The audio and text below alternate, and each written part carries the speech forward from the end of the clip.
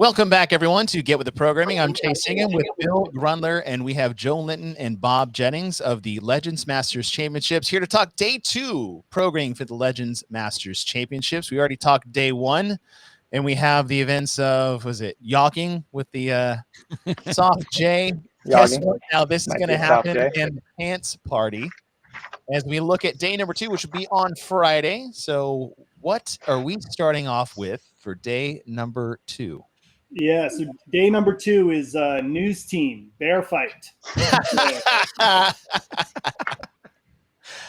So wanted to get some more what I would consider higher skill gymnastics in for masters athletes, and then the implementation of more odd object stuff as well, which is the nice thing about live competition is being able to introduce odd object work, right?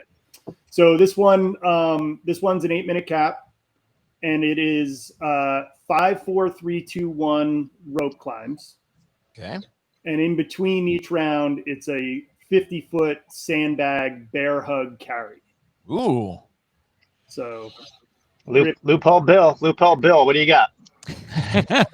Sandbag. I'll give you 2 minutes. You got 2 minutes to give me some loopholes. Yeah. What's the weight on the sandbag? 150, 100. Okay. We're talking about the younger age groups. Yeah. 170 for the older age groups. And, to the front, right? You got to hold it to the front, just like bear hug carry, right? Yeah. So no on the shoulder. Yep. No.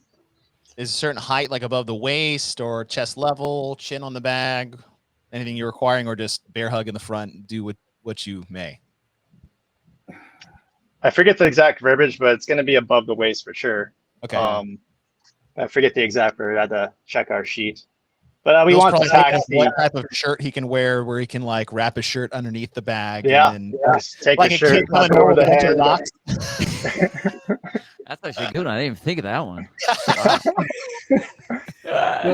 Well, fortunately, all the athletes have to wear their Viore gear, right? So their Viore gear. Yeah, so they can't wear getting uncomfortable. Well, they can't bring on an extra large shirt to create the little pocket to put the bag Kangaroo in. carry. Yeah. Are you guys doing the exception on the rope climb part? So there is, So there's for the 35 to 39 and 40 to 44 men, the first rep of each round is legless. Ooh, I think that's cool. Yeah. Except for the final round. So that final round is just a one rope climb, right? They don't have to do a legless. So they're doing, of the 15 rope climbs. Yeah. They'll be doing 4 are legless, and the rest are with legs. I like that. Yeah. 15 feet for everybody except for when you get into the 55 to 59 women, drops down to 12 feet. And their rep scheme is different too, right? And again, thinking about we want people finishing the workout, and so we tried to scale it appropriately to make sure that happened in the older age groups as well. So I like it. Bill, loophole. I don't really have any loopholes. What I think is really interesting about this one is, even though it's fast, it's 8 minutes. Time cap wise, it really, because of that sandbag carry, it's really going to force the athletes to have to do the rope climbs correctly, the regular rope, not the legless. I mean, you got to use your arms on that one anyway, but it's going to force the really proper use your legs on the rope climb part. You're trying to get up as tall as possible, keeping your arms like as straight as possible so you aren't just blowing your biceps out. So I think this one will be really interesting to watch. Even in the upper divisions, I love the fact that you brought me and Chase have talked about this. Don't not make older athletes do rope climbs. Just bring the height down. Yes, don't let them put them still on there. So I think it's great. I like this one a lot. I think it's awesome. And I don't really see any loopholes. I mean, it's just pick up the bag and go. I mean, where are you going to put the bag? It's can't put it on your shoulders. Okay, that's that. So you're good. What if and then rope climbs are rope climbs. What if somebody uses a loose weight belt somehow as a way to put under the bag to help support the bag? Oh, that'll happen. I'll guarantee it. It's true. That'll happen. But like, whatever. No belt. It's only 50 feet. It's a sandbag. 25 down and back, right? Here's the best part is you're going to see half the field wearing knee sleeves for this damn event. I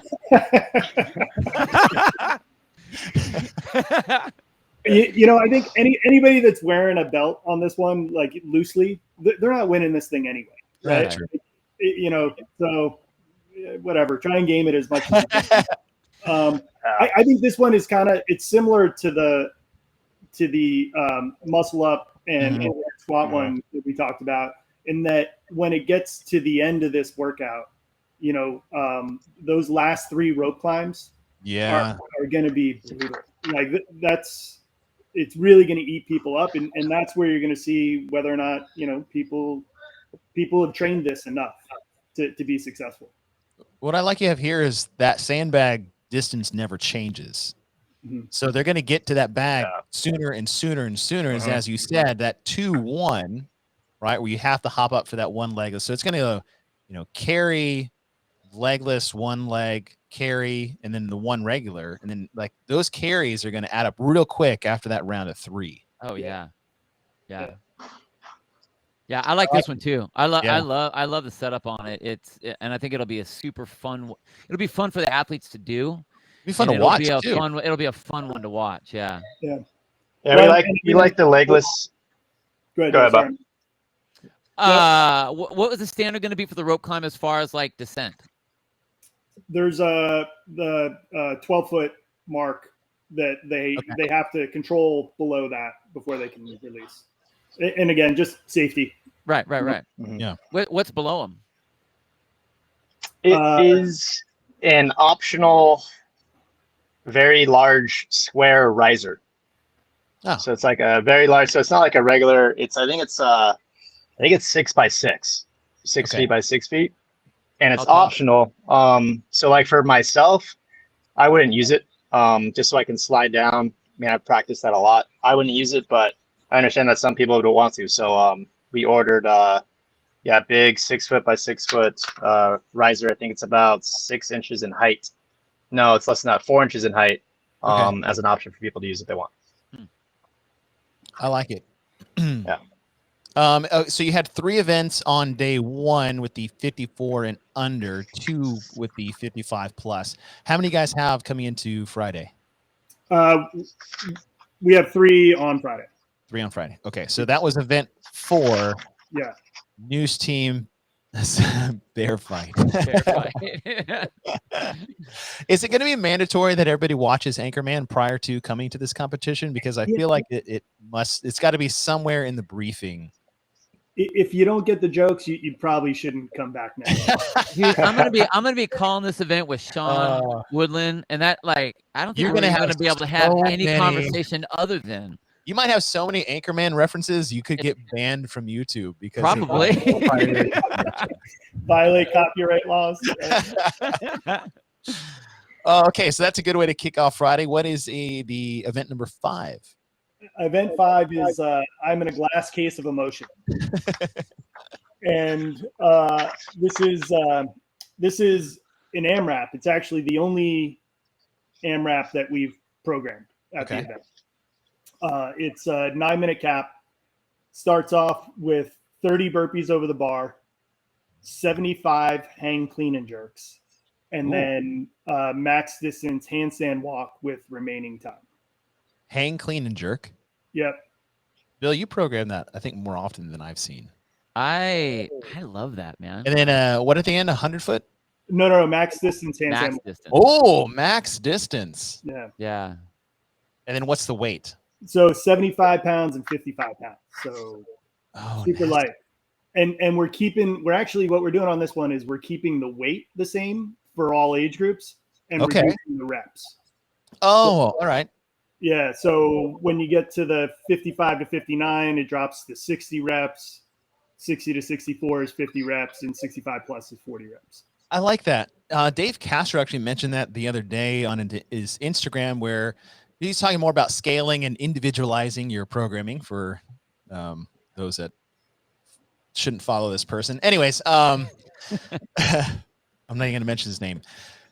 Where a lot of people will go directly to scaling weight first or skills first. And sometimes it's appropriate to keep that weight and then just scale the volume. We did a workout yesterday in the gym, and we talked, was like, we're getting ready for the open, and we're doing dumbbell snatches. I'm like, listen, 50 and 35 is what they use all the time. This is a weight you need to get comfortable with or better at or work up to. So stick with the weight maybe this time and just drop the reps down so low it's manageable as you go through this. So I do like that this was the direction you guys went with it as far as scaling the reps and not the weight. Yeah. And that was a Joe. You know, like Joe really wanted to get that concept into the programming. And so that was his idea there. Okay, so hang, clean, and jerk. I've seen this before at the games in the Master Division where the clean and jerk at a light weight wasn't really a clean and jerk. So how specific are you going to get with them coming to the shoulder and stopping versus a hang snatch? It has to come to the shoulder. So we laid that out in the standards document. Okay. Yeah. Okay. It's not you know hang to overhead. Like there has to be. Yeah. There has to be an actual pause. There has to be a stop, a rest at the shoulder. Not a rest, but you know. Well, it can be hang to overhead. Oh, are you going to say elbows in front? Elbows in front before it goes overhead, or how are you guys going to just touch the shoulders, right? Yeah, it just has to touch the shoulders before it goes overhead. Okay. But it has to touch the shoulders. Oh, I like this. So you can't just one of you guys muscle snatch it. Yeah. So this one, when we came up with this one, and this one we messed around with a lot. Originally it didn't have the burpees over the bar to start. Okay. And okay. We threw that in. But we I always want gymnastics people to earn their gymnastics, right? And I want strength people to earn their strength.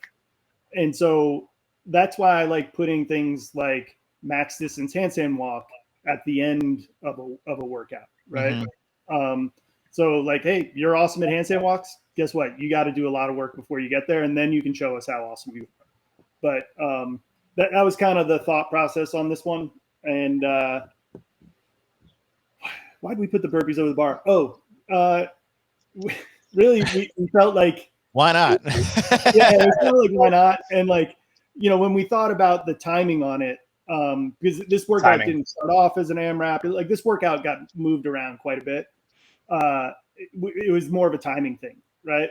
And so, because we didn't want people doing, 5 minutes or 6 minutes of handstand walking. That's a little boring. So we wanted to eat some time up in the beginning, but in a way that was, setting a trap, basically. Yeah. It totally does. It totally does. I can't wait to watch people bury themselves on the burpees. Yeah. Thinking that that's gonna be a great thing for them, and then just be smashed when they get the hang, clean, and jerks, and then they're standing at the line going, "Oh, shoot, I can't do these handstand walks anymore." Yeah. So the game it's tight. That 9 minute makes it tight too. You're gonna have to be very strategic about how you move this one. Yeah. How do you have certain, like a 5 foot? Bill, I don't know if he asked this already. Is it, you have guys have like 5 feet, 10 feet, like distance that they have to go? Is it hands behind the line, in front of the line? How do you guys have that set up? Yeah, so it's 5 foot minimums across all age groups. Okay.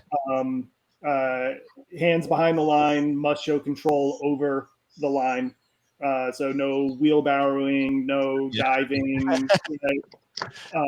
You see that all the time. And we put in a scaled option for 55 plus. Okay. Just because, this workout is so handstand walk intensive, like there are some athletes that are just not going to be there. Right. And and we wanted them to continue to move through the workout and get a good workout in. And so what we have there is a double dumbbell overhead carry. And every 10 feet, it's 3 shoulder to overhead. Oh. So it's like the same kind of stimulus, right? But it's, Now, is this a scale? Yeah. Is this a scale within, like you have them still handstand walking? How? So those that do have a handstand walk can do it, right? Okay. Those that don't have handstand walk at all, yeah, they would be smart to go this direction, the scale direction, than the handstand walk. They can't finish ahead of anybody that does have a handstand walk. Okay. But they'll just sit there with their hands on their hips and not get to really do anything with it. Or get hurt. Yeah. Oh, I like that. Yeah. I like that a lot, actually. That's I don't know. You don't see that more in a Masters competition. Totally. Yeah. Good call. For Very sure. good call. Real fast on. I love the way you guys have that set up as well. Allowing people to get something in there. What if you are someone that doesn't want to do the scale? You try to do the handstand walk. You can't do any of the handstand walk. So you get zero. You have 5 feet minimum. What? I just saw that. What exactly are you meaning on that? Like, what if I don't get 5 feet? I try, but I don't get it. You end up with 60 plus 30 reps. You would have your score would be 90. Okay, am I below someone that did the scaled version? Yeah. Yeah, because you didn't get the 5 feet. You got to get at least 5 feet. So for me the people that do the scaled version, they will be below all the people that get at least 5 feet minimum. So if I'm one of those people that's on the line, I have to decide, okay, do I want to at least get on the board, or do I want to try and do everything I can to get to that 5 foot mark? Yep. Okay. Yeah. So like dude, that's a strategy within the strategy right there for those athletes. I think that's kind of cool. Yeah. And that will shake up. That'll play a big role in like the middle to back half of the Yeah, right. Totally. Yeah. Like that's not going to have much of an effect on your top 3. No. What was it? How much in have you guys tested this or seen anyone try this yet?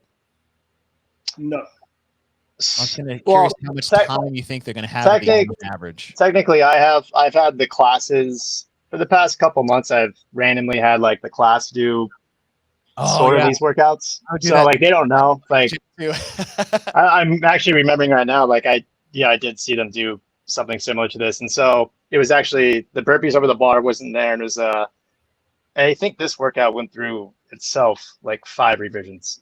So, but I got some time frames, and like Bob said, why we added the burpees over the bar, it was just to the bait factor. Like, hey, who's just going to go all out and see what they can do, and potentially burn out, or who can hold that pace, or who's going to be smart and cruise through those, and then who's going to break up the hang clean jerks, with some intention of minimizing the number of breaks, but also the handstand walk. Those people, like you guys said, the top 3 are going to be the top 3 no matter what. Even if the burpees over the bar wasn't there, they would just have so much more time just the handstand walk back and forth, and that's a little boring to see. Like Bob said, 6 minutes of handstand walking, even because the top 3 will stay the same. So this kind of gave us a way to get, I think, at least 200 feet of handstand walking. And I think that's a good number to see, with the upper people getting close to 300, I'm guessing. That's 25 foot sections? Yeah, 25 foot. Yeah. Okay. Yeah, I like that. Like Val Vogel will pirouette, probably the first 10 minutes. Right? Yeah. I do like the bait factor because you'll see a lot of people make the mistake of thinking they need more time at the end to get further. Right. When in reality is like you just need to be more fresh. Yeah. Unless you're absolute dog shit at handstand walks, then you probably need more time.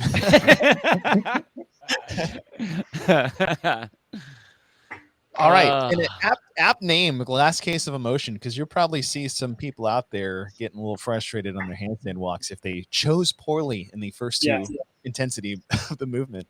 All right, and so you said you had 3, so we have so event 6. This will be the 3rd event on Friday.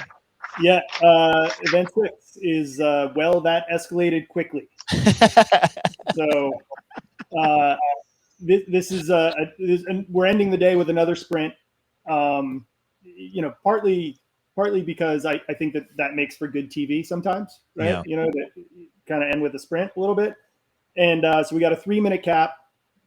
Pure power output, 30 or 25 calorie row, and 5 deadlifts. And the deadlift weight is 365, 245 through the 50 to 54, and then it starts scaling down from there. Whoa. So this workout, again, where I always like to come in super heavy, this was originally programmed at 405. 405. Damn. And I like that, by the way. Just saying. I don't like that. I'm not And even saying I'm deadlifts terrible really. at deadlifts, but I don't hate that either. yeah, it's the way we thought about that though was, again, when you have a field of 40, right? Yeah. And we really want a lot of races on this, right? Like, we want to create excitement. The guy who would win this workout at 405 is the guy that's going to win this workout at 365. Right? Yeah. Maybe not the guy that's going to win it at 315 though, but it's still kind of the same guy. Like Joe and I, there's this guy Jamie Free that we're friends with, who, like, this is a Jamie Free workout. Like, for sure, this guy would smash it. Would smash it, and like he would smash it at 365, 405, 550. It wouldn't matter, right? Yeah. Like he would just fucking smash this, and that's kind of, you know, this is the Hulk smash workout, right? You got to jam on that rower way harder than you think you need to, and get off it as fast as possible, and then rip through those deadlifts and race across the line. I mean, that's. And you definitely gave one to the big boys on this one. Totally. Which as I'm following through, is like it was needed in the timeline in which you guys have set up. So I like what this is and where you guys are putting it. You're right. It's going to be super exciting to see. And yeah, could you have gone heavier? Yes, but with the field that you're working with, I totally see where you're at and the reason behind it. Because like the guy who's going to win this at 405 will win this at 365. Yeah. I do. But you let more people play and have a chance to mix things up. So I think this is a good one. And I mean, I'm not a big heavy deadlifter guy. I would have even said you could have done 10 deadlifts on this at that weight, because it would make them have to think about it. Like right now, you're right. The guy, the big beast, is going to get off that rower. He's not even going to blink. He's going to grab the bar and that thing's flying off the ground. So whether it's 365 or 135, almost the same tempo. You know what I mean? Yeah. Adding some more reps in there would slow them down a little bit and at least give the guy that's not the massive deadlifter, maybe they can hold on to it a little bit longer. You know what I mean? To kind of like get into the game. But like I would have a flash and dash. I would have a shot at this. Lever too. Yeah. Right? I'll just say that. Right. Yeah. And that's probably the biggest knock I've given to any of your workouts so far. Is that if I have an opportunity to win your heavy deadlift event, that's not the worst idea, Bill. Is because look, you're adding, honestly, to the people who are going to win this, you're adding 10 more seconds to the event. Yeah. Yep. But the people who are not supposed to be winning this event, totally screwed. I'm getting 10 in a row. I can get 5. We messed around with the rep scheme. I think, I came in one day and I was like, hey Joe, let's maybe move it up to 7 or 8. And I think that actually came back to, like, this is the end of day 2, right? Like we got 2 more days to go. 2 big days coming up. Let's protect some posterior chains if we can, right? Yeah. And I think that was the ultimate decision maker there. I think it really puts a big emphasis on that row. Yeah. Which is good, because usually there isn't the emphasis on the row unless it's just a row. So if you're stepping away from the deadlift stuff, I mean, leaving that what it is, because it's not like it's not heavy. It is heavy. No. But it's going to come down to how much are you going to sell your soul on that row to get there. Yeah. And Bill, I would even the pacing is going to be important there, I think, because if I was even coaching Bob in this workout and he had to do this, I wouldn't have him full sprint on the row. I would say, look, you need to get really close to that, but you need to be able to step off that rower, step under the bar, and go. Yeah. And just like, there's not going to be no 2 breaths, no throwing on a belt. It's like, seriously, like, row at a pace where you're going hard, but you can step off the rower, grip, go. And with good form, because it's only 5 reps, but you just went through 2 days of competing, not like training, 2 days of competing. Right. And we got 2 more. So we don't need to make this one your the best, performance ever, we need to get top 3 for Bob, basically, with the potential of winning it. I think that's where it's going to be like extra 5 seconds faster in the rower to take 5 to 10 more seconds of, setting up to deadlift. I think that's going to play a factor. And I think the middle-ish performances, like, 6th through 12th, I think we're going to see kind of that mess people up a little bit. I think the top 5 is going to be the top 5 no matter what. So, and how are you guys having them finish? I just give you guys a chance to say how their finish is going to be. Yeah. Yeah. So they're starting on a start mat on this one, because I actually wanted to touch on this as well. Like, getting in and out of the rower is going to be really important here, right? You're starting on a start mat, and the finish, we're working with this company called Strongest. So they have the buzzers at the end of the lanes, right? And so again, another cool visual. So like, you got to race across the line and hit that buzzer, to stop your clock, which I think is cool. How far is the distance from the start mat to the buzzer? Like the deadlift where they have to run across? Is it like right there? Or it's like 35, 40 feet. Yeah, I mean, that's not. Dude, there's gonna be some. You know what? There's still gonna be some funny legs walking on that, or like running to the thing, wobbling as they're trying to get to that buzzer. Yeah, for sure. That'll make it fun. That'll make it super exciting. Yeah. I do like this, because I think when some people see heavy deadlift, they're like, "Oh, this is the strength event." I'm like, "No, this is the power event. This is is the full go, like, maximum intensity event." So when they say, like when me and Bill are thinking of weights or reps, it's like we're thinking it's like, okay, strength, and this is like, no, power, full power, full go, hit your row, pull your deadlift, and then get across the finish line, and just a display of absolute intensity and power, and that's really what it looks like this event is testing. Yeah, and it's going back to the getting in, like going from the start mat, getting in and out of the rower, like the guys and women that practice that, right, are gonna have an advantage in this. I mean, that's a couple of seconds there in a workout where a couple of seconds really matter. So like the David Johnstons, in the 40 to 44 division, like the guy's a pro, man. Like he might not have the biggest deadlift in that division. He might not have the best power output, but my money's on him to win it, because he's a pro and he knows he does have power output, and he knows start mat to the finish in the smoothest possible way. How many people are going to fall off the rower?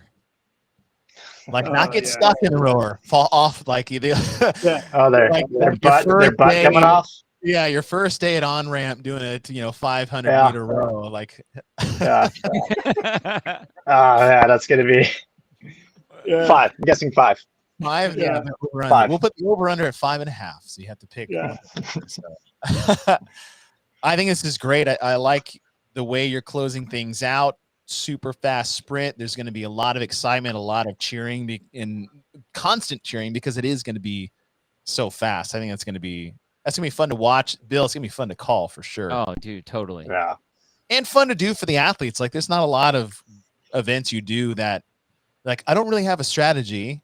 I'm not really limited by too much. That's just like, go. Yeah. And that tends to be pretty fun. Originally we had the 55 plus was not going to do this workout, but we threw it back in because everyone can do this, right? Mm-hmm. So why not?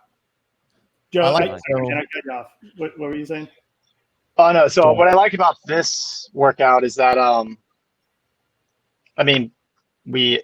lot of people ask for heavy deadlifts, and I feel like a lot of masters programming, they kind of avoid it.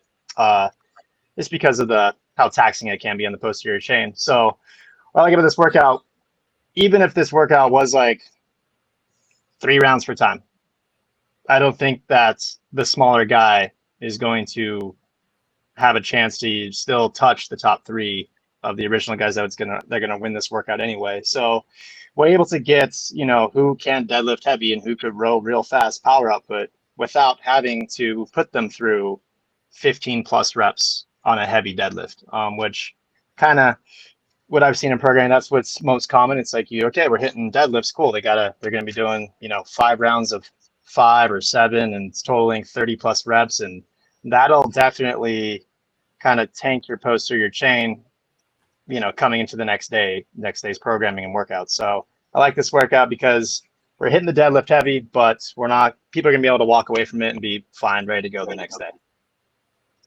I like it. So 3 events for 54 and under day 1, 3 for day 2. 55 plus got 2 on day 1, but they get all 3 today for day number 2. And we're halfway there, boys. Halfway there. So those are your events for day number 2 at the Legends Masters Championships. On our next episode, we'll dive into day number 3. See you guys then.